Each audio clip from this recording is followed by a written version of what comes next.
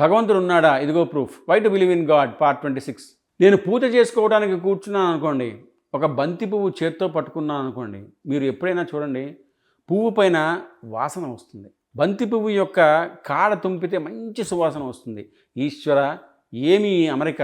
ఒక గొట్టం మీద ఇవే రంగు రేకులు, ఇంత మొగ్గలు, అందులో ఇన్ని రేకులు దాచి అలా విచ్చుకునేటట్టు చేసి ఇంత అమరికగా ఇలా ఉంచి వాటి మీద ఒక వరస, వాటి మీద మళ్ళీ ఇంకో వరస, మధ్యలో ఒక 5 ఇంత అందంగా తయారు చేసిన శిల్పి ఎవరు?